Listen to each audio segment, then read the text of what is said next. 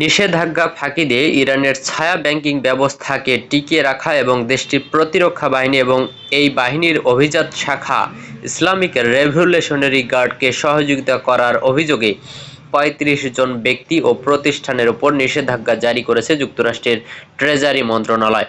গতকাল বুধবার মন্ত্রণালয় থেকে জারি করা এক বিবৃতিতে জানানো হয়েছে এই তথ্য। যুক্তরাষ্ট্রের ট্রেজারি মন্ত্রী স্কট বেসেন্ট গতকাল সামাজিক যোগাযোগ মাধ্যম এক্সে পোস্ট করা এক বার্তায় জানিয়েছেন, তার মন্ত্রণালয়ের বিদেশি সম্পদ নিয়ন্ত্রণ বিভাগ এই নিষেধাজ্ঞা জারি করেছে। তবে নিষেধাজ্ঞার কোপে পড়া ব্যক্তি ও প্রতিষ্ঠানগুলো কোনো দেশের তা মন্ত্রণালয়ের বিবৃতি কিংবা ট্রেজারি মন্ত্রীর এক্স বার্তায় কোথাও উল্লেখ করা হয়নি। ইরানের তেল বাণিজ্যের উপর আগে থেকেই একাধিক নিষেধাজ্ঞা জারি করে রেখেছে যুক্তরাষ্ট্র, কিন্তু এই নিষেধাজ্ঞাকে উপেক্ষা করে আন্তর্জাতিক বাজারে ঠিকই ইরানের তেল পৌঁছাচ্ছে এবং তেল বিক্রি থেকে দেশটির উপার্জনও অব্যাহত আছে।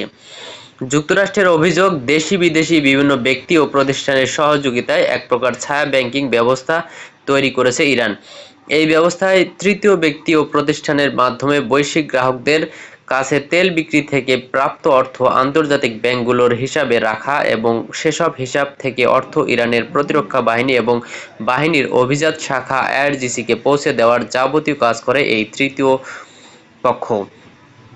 ইরানের তেল বাণিজ্য ও বিপণন দেখভালের দায়িত্বে আছে দেশটির প্রতিরক্ষা বাহিনী এবং এই বাহিনীর অভিজাত শাখা Islamic revolutionary guard corps IRGC.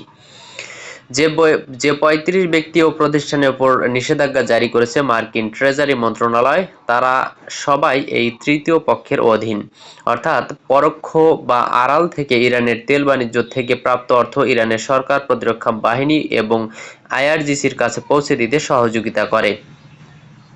গত বেশ কয়েক বছর ধরে যুক্তরাষ্ট্রের লক্ষ্যবস্তুর মধ্যে আছে ইরানের তেল বাণিজ্য ও বিপণন।